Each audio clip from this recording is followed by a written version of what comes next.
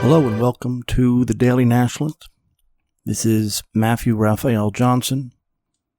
This is being recorded late in the evening, May 14th, 2025. I was going to say something last week, but I didn't. I thought of not saying anything at all, but I realized that I have an obligation to say something. That last week, as many of you know, was the 80th anniversary of the end of World War II in Europe.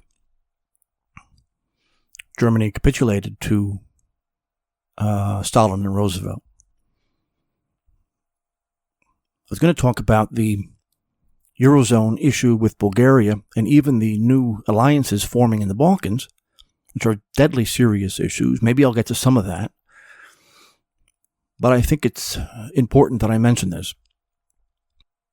It's hard to argue with the idea that World War II is the most significant event, certainly the most significant event of the 20th century, and possibly a good chunk of the 19th, too. You know, post-Napoleon, World War II and the Bolshevik Revolution. World War II makes sense because of the Soviet Union was created. But in 1945, nothing on earth was ever the same again, especially in terms of political ideology. The truth is that nothing succeeds like a victory in a war, especially a major war.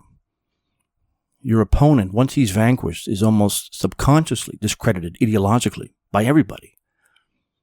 Once it suffers such a all-encompassing defeat, as the Axis did in 1945.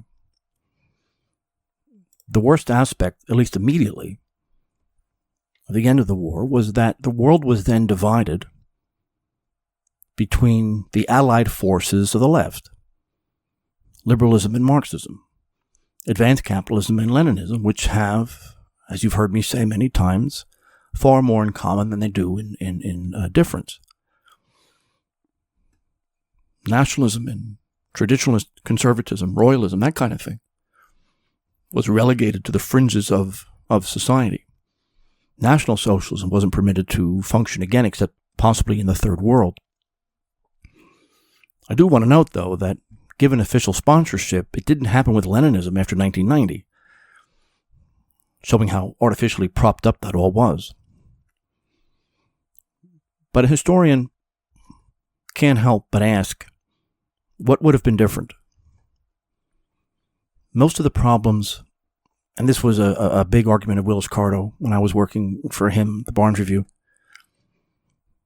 that the problems we talk about every day, the issues we deal with every day, would not have come into existence had Hitler been the victor of World War II, which is almost an impossibility given how inferior Germany was in terms of industry and military capacity.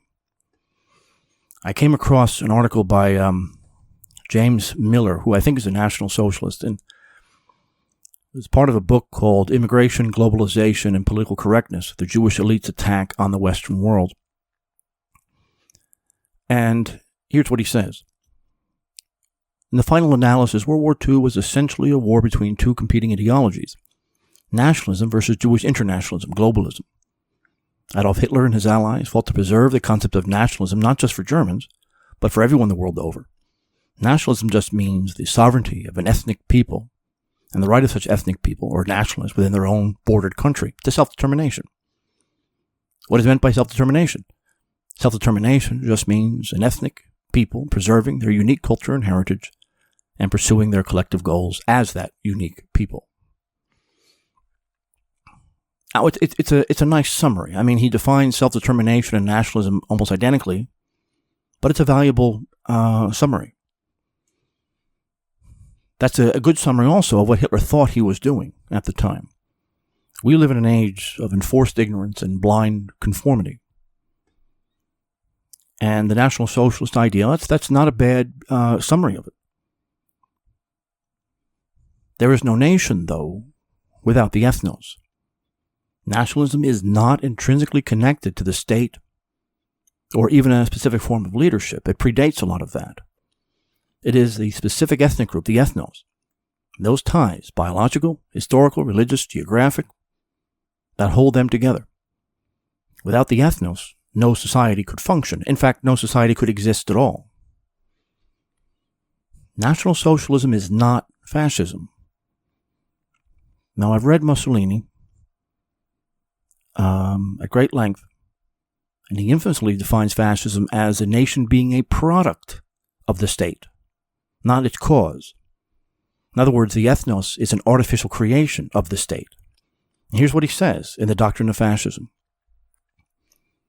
Insofar as it is embodied in the state, this higher personality becomes a nation. It is not the nation that generates the state. That is an antiquated naturalistic concept which afforded a basis for 19th century publicity in favor of national governments.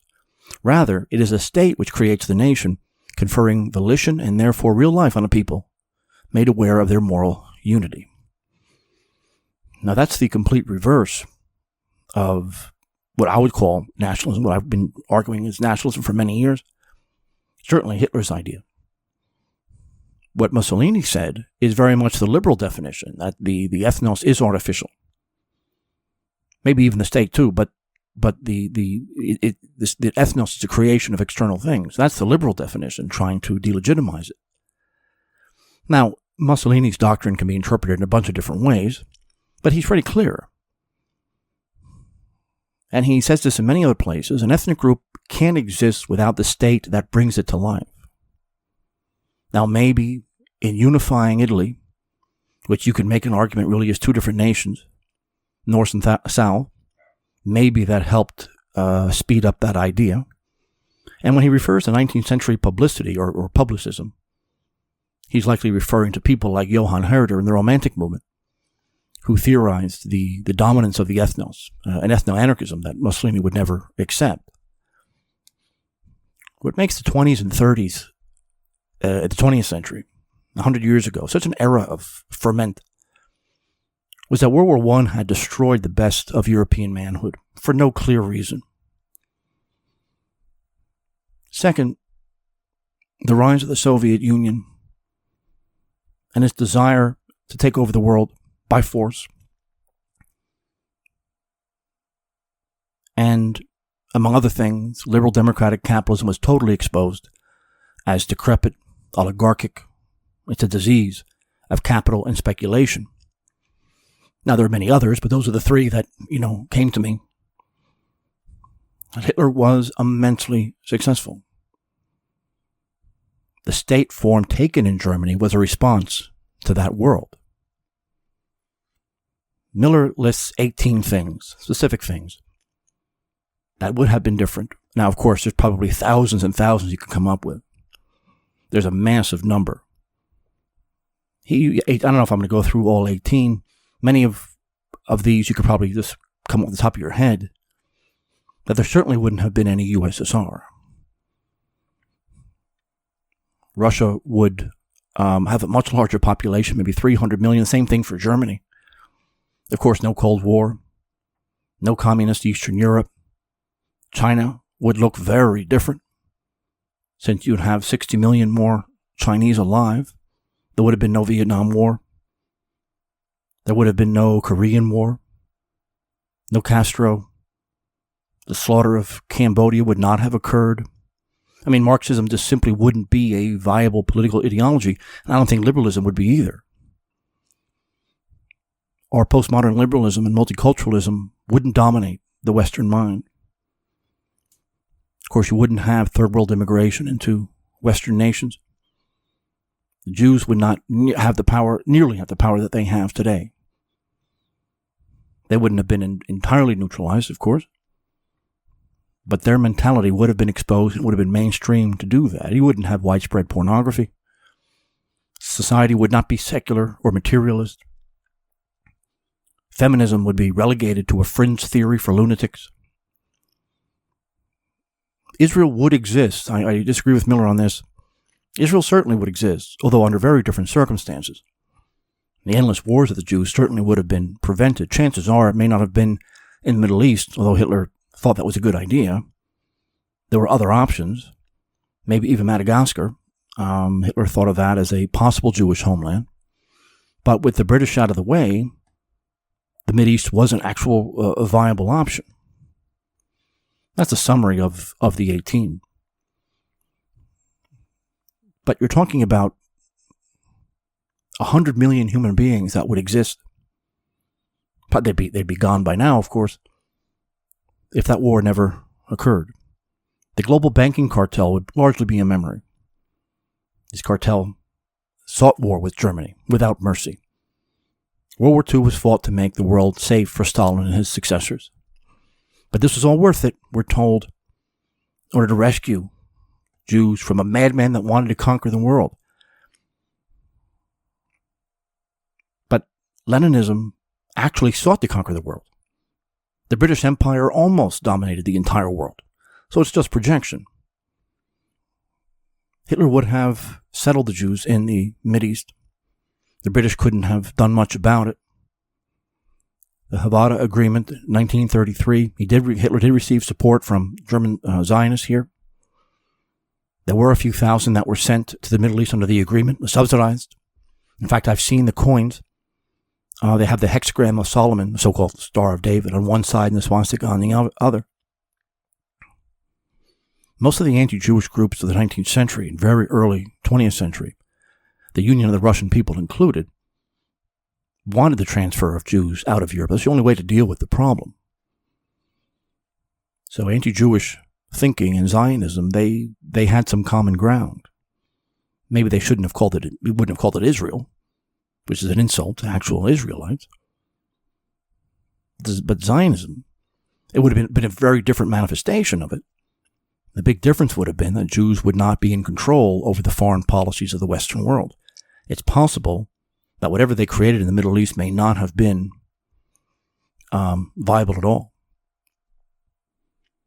I always laughed at the World War II vet. Unfortunately, they're not around anymore. Supporting the troops in Vietnam or Korea. None of them ever thought that, they seem incapable of understanding the simple fact that Hitler's loss made Vietnam and Korea inevitable. When I was a professor for 22 years, I think total, in a few different universities. And here's how I started. I did a lot of 20th century stuff.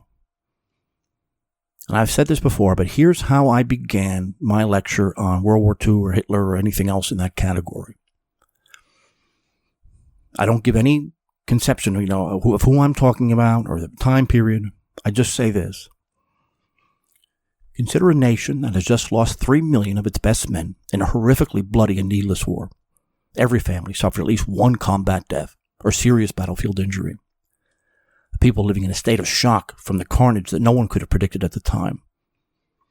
The nation in question is bankrupt in all senses. It can't care for the millions of men mutilated by the war, let alone normal healthcare issues. The victors have demanded that this nation pay for the entire cost of the war. Today would be trillions of dollars. This nation has been blamed for the war, without equivocation, and propaganda to this effect floods the airwaves. Tremendously demoralizing this people. The peace treaty ending the war stipulated that any growth in its economy was to be confiscated.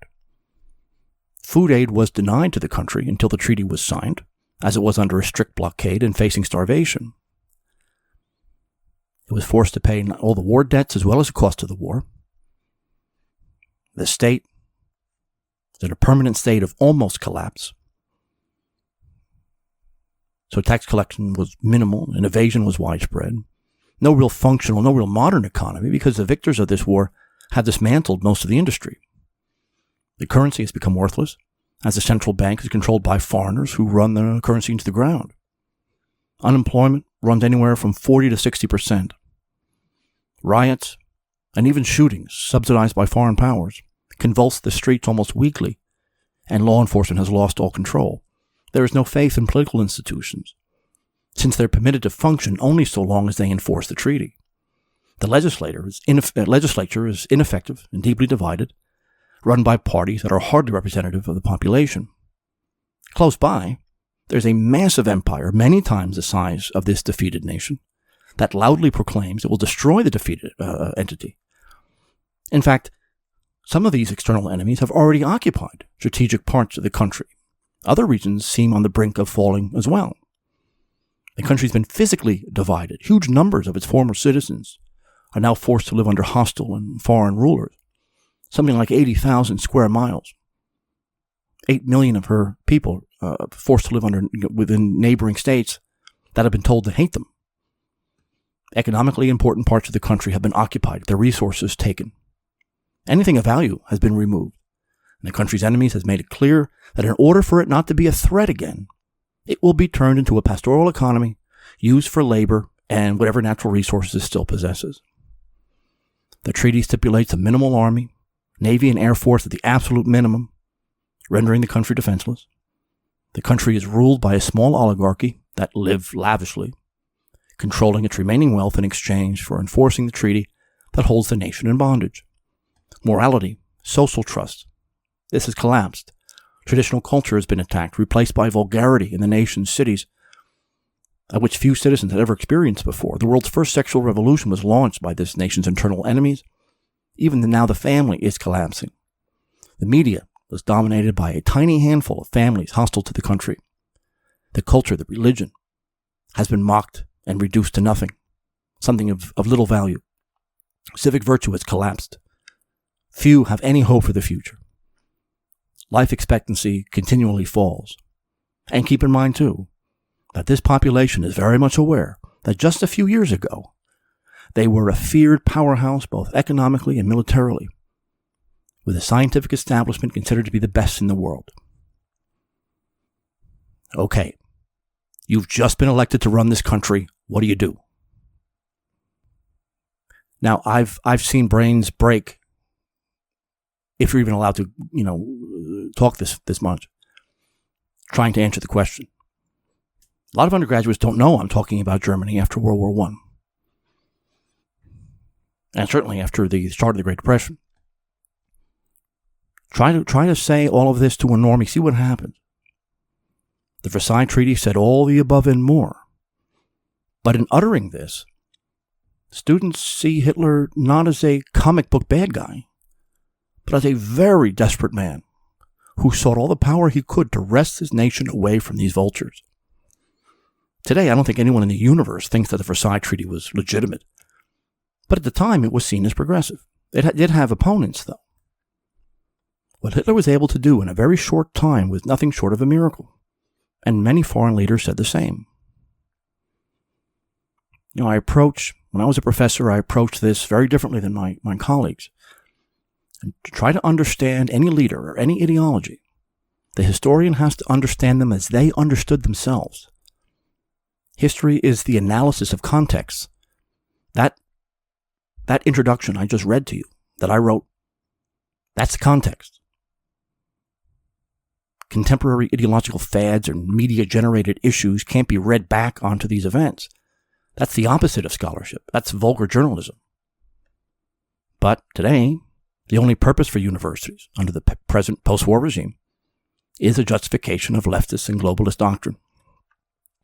I've talked about this to professors many times. They've never considered Hitler in this context.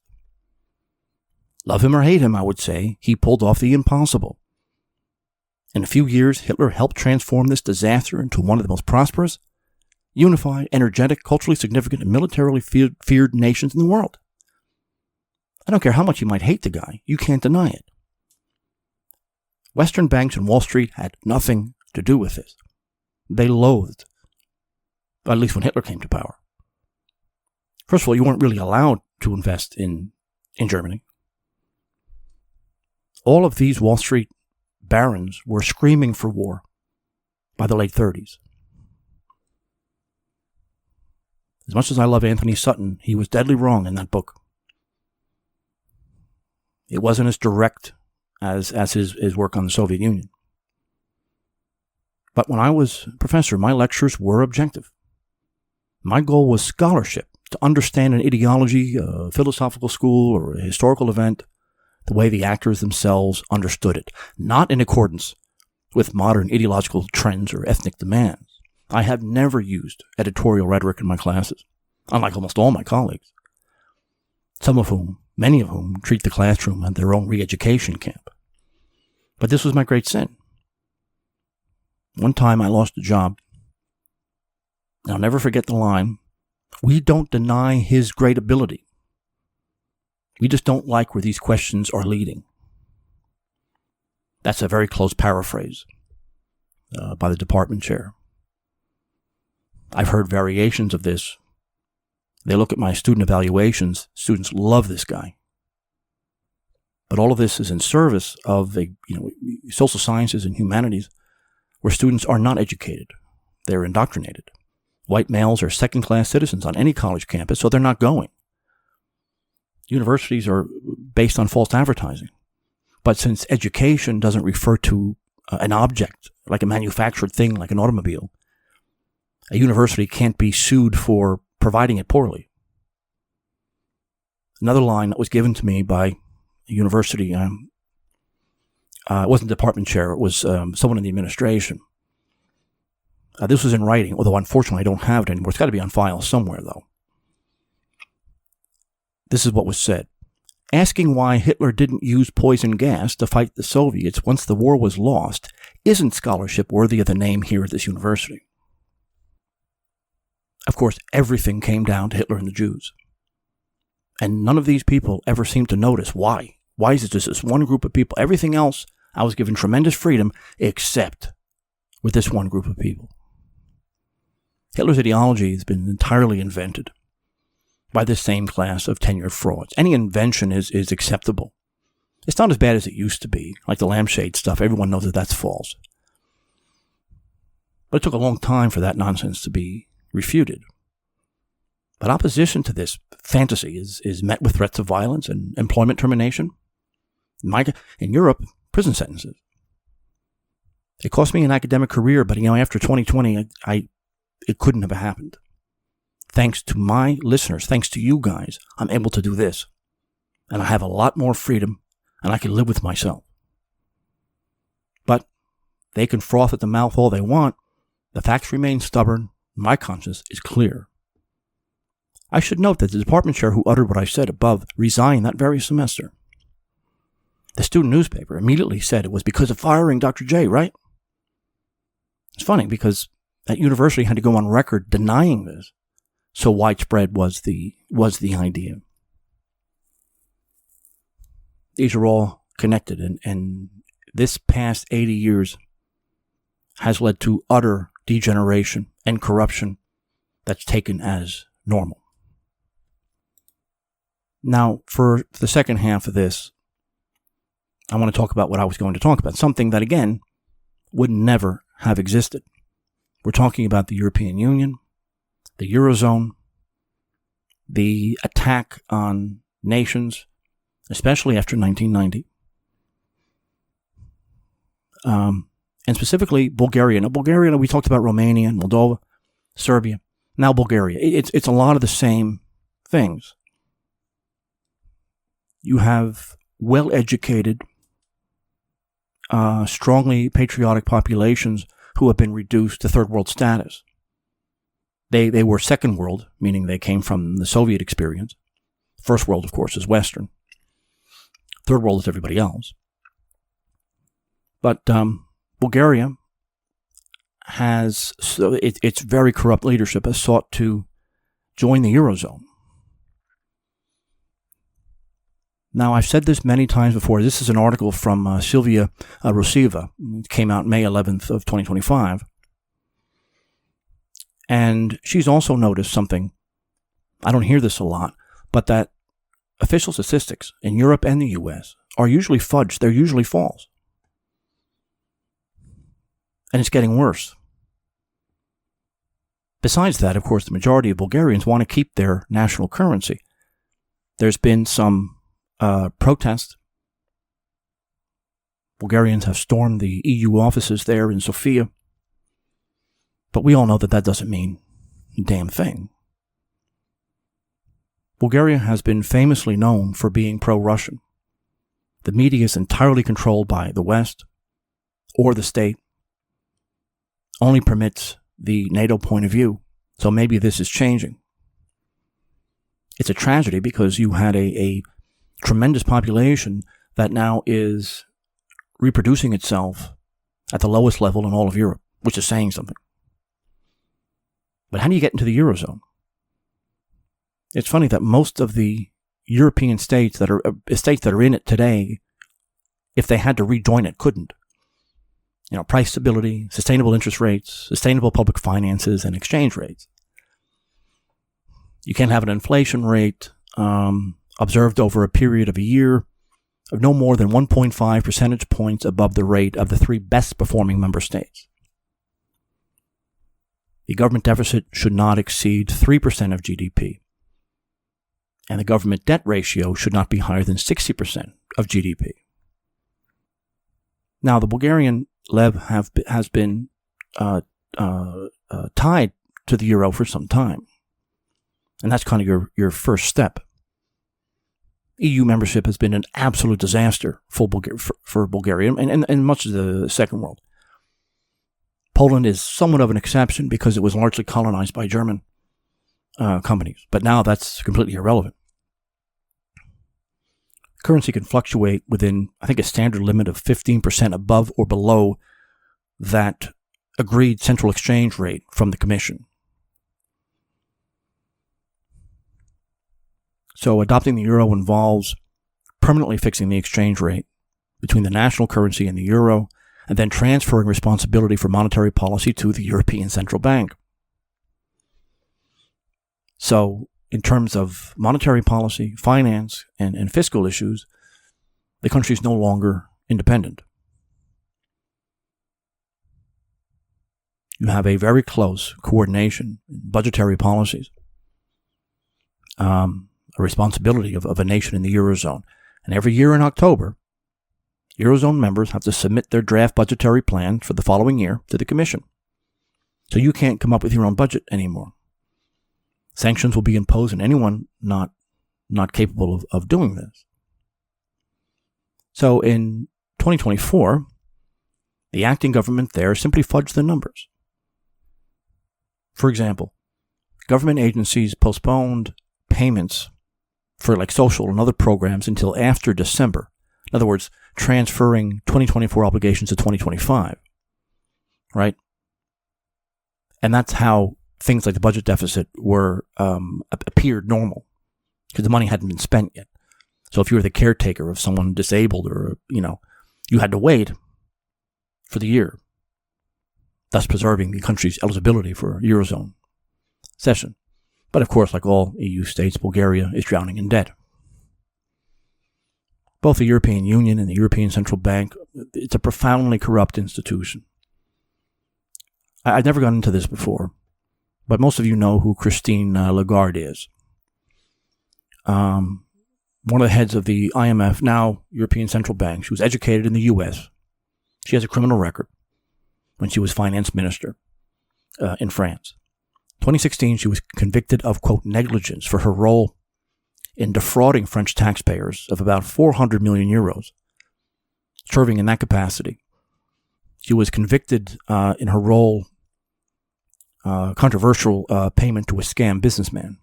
The French judges found Lagarde guilty of negligence for failing to challenge the state arbitration payout to someone who was a friend of the former French president Nicolas Sarkozy, a guy named Bernard Tapie, who died in 2021. It's somewhat of a complicated issue. Tapie owned Adidas. Tapie had been, he was in line to be the finance minister under Mitterrand in France. And so he had to sell some of this stuff. The panel upheld, the Tapie's claim initially was that the bank, state bank, Credit Lyonnais, had defrauded him by intentionally undervaluing Adidas at the time of the sale, and that the state, because that was the bank's principal shareholder, should compensate him. Lagarde, who, in her role as French finance minister, ordered the case to be heard by an arbitration panel, not through the court system.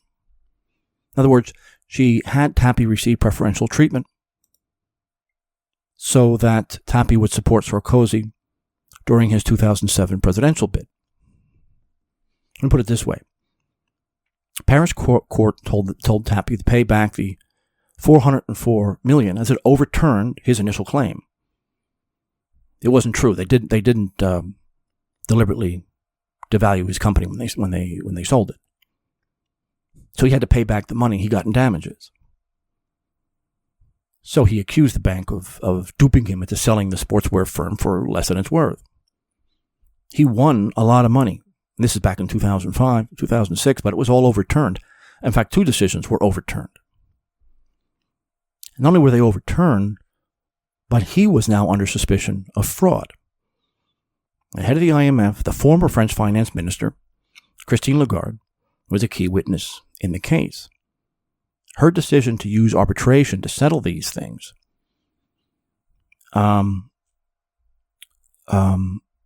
ended with him receiving the 2007 payout. Again, he claimed the state-owned bank had defrauded him by deliberately undervaluing the firm. Again, all of this was overturned. By the time of her conviction in this, Lagarde had moved on. Her criminal record has had nothing to do with her career. She gets rewarded for her crimes. She became managing director of the International Monetary Fund. We all know what they do. It didn't affect Lagarde's employment whatsoever. In fact, it solidified it. Not only that, but when she was found guilty, she didn't receive any punishment. Normally, that crime, negligence, rather than, he should have been worse than that, but there's usually a year in prison and €16,000 fine at a minimum. She was rewarded for her acts, not penalized. So she was appointed to lead the IMF from 2011 to 2019, and now the European Central Bank. Her time at the IMF has been an utter disaster, but because she was the first female to head these things, she could do no wrong. The level of corruption was multi-layered. Funny thing is, the IMF Executive Board is chaired by the managing director, which was Lagarde herself. This is the body that expressed her full confidence in her ability. So the French judges refused to impose any sentence on her pursuant to a decision of the Executive Board, which was routinely chaired by her. Some of you may remember the Dominique Strauss-Kahn case. That's what put her in the IMF. Strauss-Kahn was a nasty SOB. He was head of the IMF in 2011. Sexual assault charges, everything else. Now, there was no evidence for that. The charge was aggravated pimping, which I didn't know. I thought they were kidding, but it's an actual thing. Because he acknowledged attending all kinds of orgies, but there was no evidence that he knew any of the women there were prostitutes, or underage, for that matter. So he had to resign, despite the fact that there was no evidence, or he's a scumbag. This is very typical. Lagarde in her younger years did the exact same kind of thing. There was an American case against him too. That was all thrown out. But had they released that information, Lagarde would never have been chosen to replace Strauss-Kahn.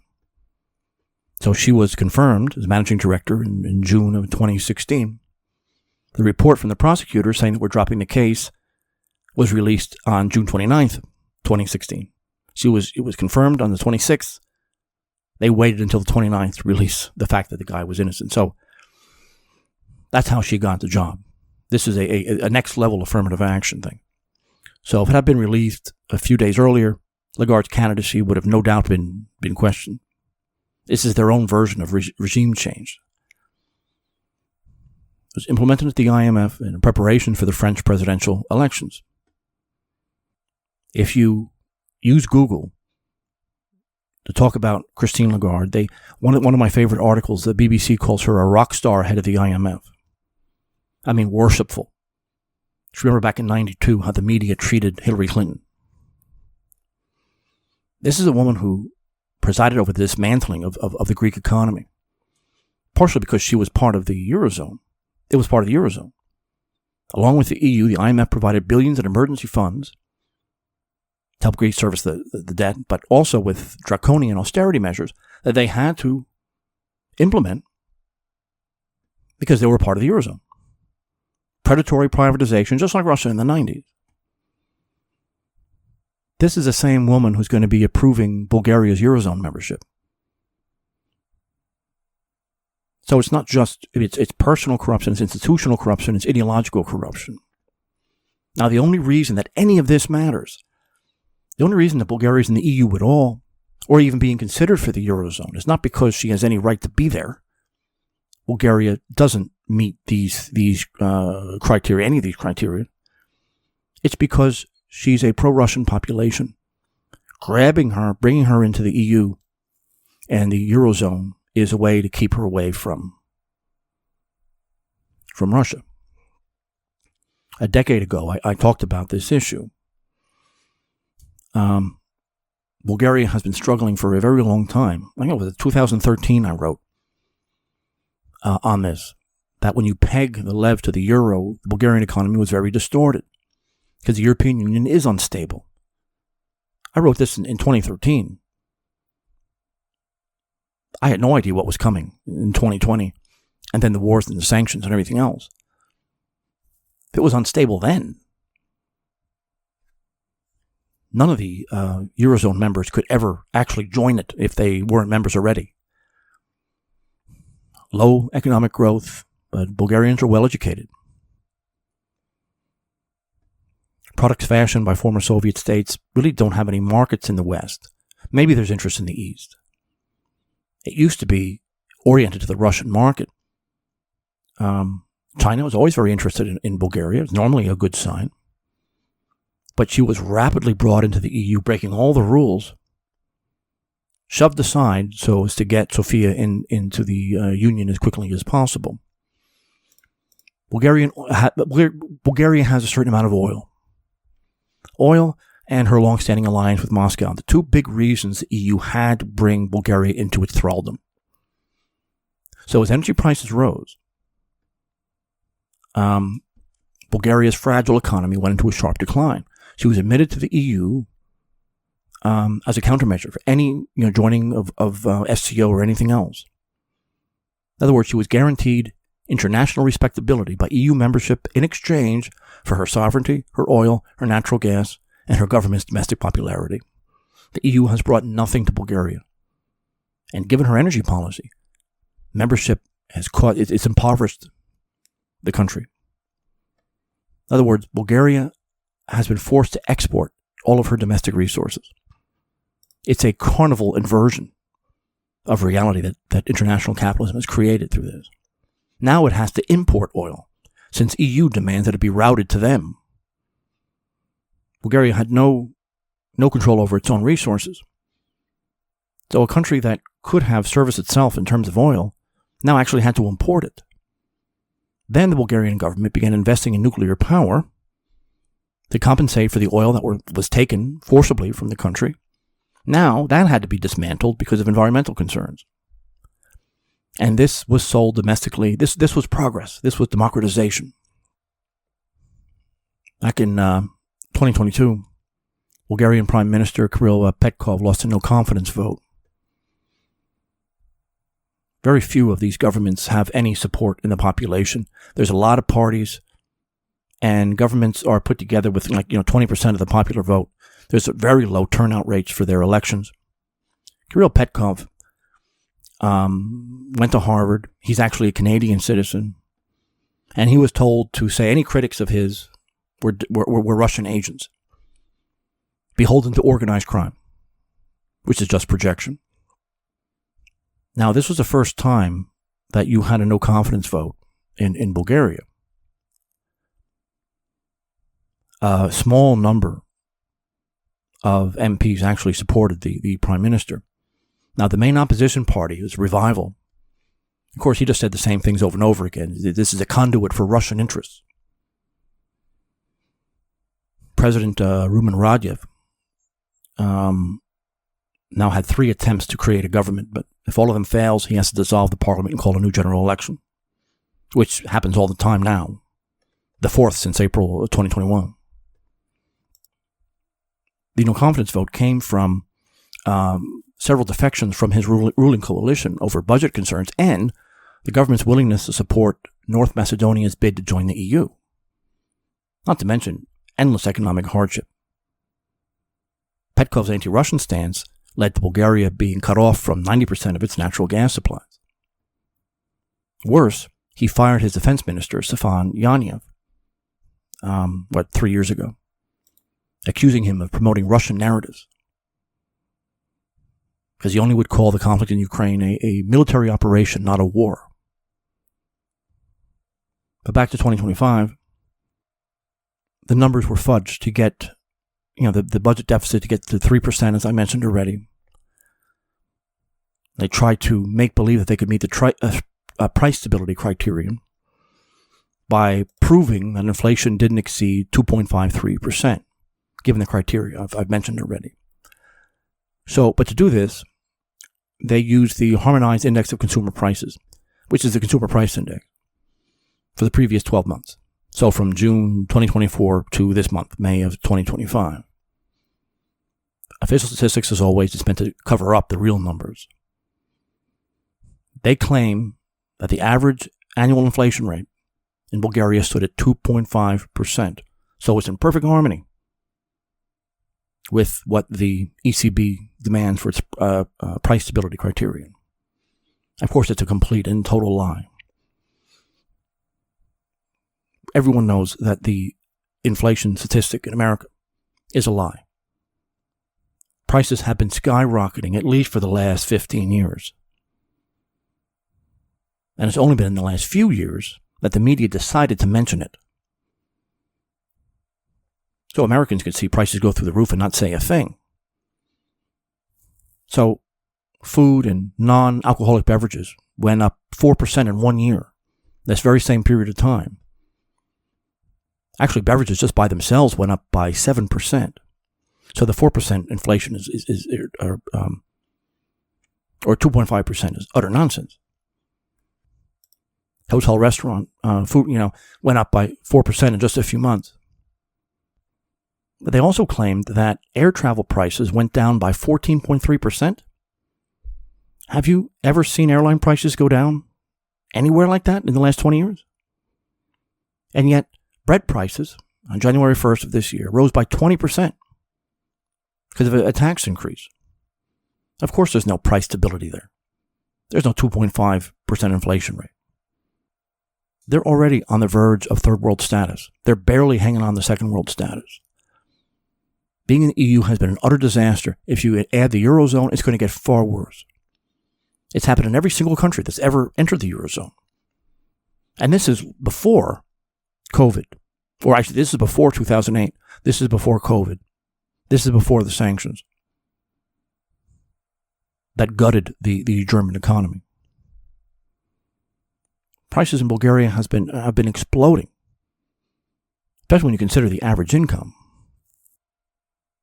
But most people who are in the know in Bulgaria know that this is their numbers are a lie. I think they say their unemployment rate is 4.5%. Another lie. Their big statistics agency, Eurostat, says that the economic fragility of the Bulgarian population, there's a measure of economic fragility. And they say that 30% of Bulgarians are, quote, at risk of poverty and social exclusion. Now, the true number is probably half. That's not just a matter of risk, that's reality. Entering the Eurozone is just going to drive prices higher. It's going to starve large portions of the population. And when they impose austerity, once they realize just how high the debt and deficit really are, you're not going to have those social programs anymore. 2 years ago, 2023, Revival, the only real opposition party, gathered, I think, 1 million signatures to get a referendum about the adoption of the euro. And it didn't happen. They even tried to go to the Constitutional Court, which is just as politicized as any other court. And they said any referendum would be unconstitutional because it has to do with an international treaty. So even before they join the Eurozone, they've lost all rights to their, because they know, unless massive rigging takes place, they're going to want their own currency. But if they want their own currency, then they need to get out of the EU. Big protests, starting in February, have occurred in Sofia, defending their own currency. Of course, both of the major ruling parties have condemned it. Mainstream media, European Commission, with no exception, using the same language. what the European Union and their own government started doing is collecting personal information of protesters as they were on their way home. Some people threw some red paint on the building of the European Commission there, and that was their excuse to arrest them. Now what's happened is that the current government has embarked on what they call a taxpayer-funded information communication campaign. That's just propaganda. Now in full force to convince the electorate that adopting the euro is part of their euro integration and how it's a wonderful thing and how wonderful it will be for them. At this point, dissent here, like elsewhere in Central Europe, it will lead to a prison term. I've been writing about this phenomenon in many different places. Like, for example, I wrote back in 2013, after the meltdown of Bulgaria of 2008, Bulgaria was hit very hard. Boyko Borisov was head of government there at the time, and the IMF forced a finance minister on them, Yankov, more hated even than Borisov himself. He was just a bureaucrat at the World Bank. His faction came to power only in 2007 with electoral turnout of 27%. Another election 2 years later, his faction came to power again with a grand total of 38% of the popular vote. Only a handful of Bulgarians ever bothered to vote. This is, of course, perfectly acceptable. The media is owned by westernized businesses, and they only showed speeches of Borisov and his friends during the elections. Organized crime, which is completely Jewish, ensured his electoral victory with the full blessing of the U.S. and the EU. The party was called the Citizens for European Development of Bulgaria. They poll consistently, when they were around, with the approval rating between 11 and 15%. Somehow, though, consistently through all this, they got 50% of the vote. Of course, which is a travesty. Back then, with David Cameron, Angela Merkel, Obama, everyone was supporting them. And in public, their public stance is nationalist, but their public policies, of course, are just the opposite. So they lied to the... I guess no one bought it. But there's been no government there that's had more than a 10%, 12% approval rating in a very, very long time. It was in 2013 that Borisov had to resign. I mentioned high energy prices. Well, that's strange. In a country that has oil, wouldn't you think that the high energy prices would be beneficial? Well, not when they're in the EU. They had no control over that energy anymore.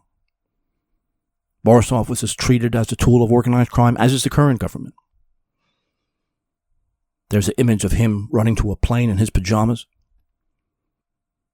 So in Parliament, his faction still gets to control the legislative process, while rarely getting more than 35%, despite the fact that they have this ridiculous popularity rating. I mean, this is part of how Bulgaria got there. Media control, prison for dissidents,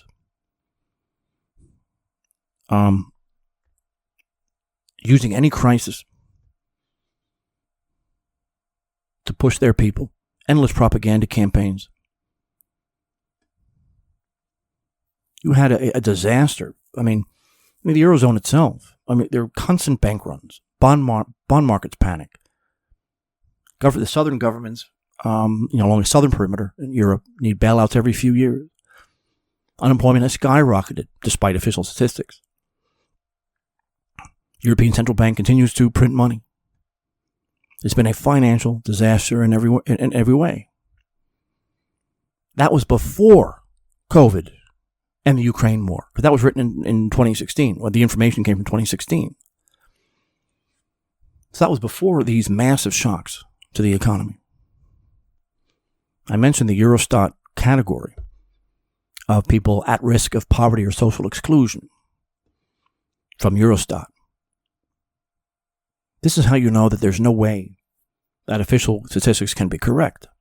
There's no way these governments could be getting any more than 10 or 15% of the vote. In Greece, it was almost 40% of the population fell into that category just a few years ago. Cyprus was almost 30%. Spain, Italy, even Luxembourg, almost 20%. And it's become a lot worse since those statistics are a few years old. So at risk of poverty is defined as living on less than 60% of the national median income, which itself has crashed over the last few years. No one has recovered from the 2008 crash, COVID, or, of course, the sanctions. In Greece, the median income has dropped from, I think, 10,800 euros yearly to 7,500. They're all crashing. And any statistic who says otherwise is simply lying. There's no foundation for it. And they keep bringing in more migrants. It's like 10%. According to their own statistics, 8% of the people within the Eurozone are severely materially deprived. That means they lack access to basic necessities. So in places, Greece, Italy and Spain, those numbers are going through the roof. In Cyprus, prior to COVID, it was up by more than 50%. They said that they were going to destroy poverty by 2020. So given any economic crisis, those are built into the nature of postmodern capitalism. After these countries go bankrupt, they had to be bailed out. So the EU, along with the ECB and the IMF, impose these austerity packages that slash welfare systems, cut pensions, and buy up anything that isn't nailed down. That's how this functions. It's more than just losing currency sovereignty or having to turn over your budget to the EU. This is a highly unstable and impoverished society that keeps bringing in migrants. That's a reserve army to use against a nationalist revolution. This is why guys are being sent to prison in France, in Moldova, and Romania for questioning the system, and in Bulgaria too. Bulgaria is just an example, an obnoxious one. In other words, these are all countries that, if they were run normally, would be very prosperous today. Adolf Hitler would have won in World War II. They would be very prosperous today, assuming that his system would have continued, which I can't assume. Evil's everywhere. But let's just say, at least it would have been a mainstream option. Now, of course, that system, National Socialism, is out of the question, economically speaking. Anyway, thank you for bearing with me through all of this. This is just more, fraud that's been forced on many innocent people throughout Europe. Using some of these countries as examples just makes it even more depressing. And it's no different here in the U.S. Thank you, everyone, again, for listening. I'll talk to you next week. Bye-bye.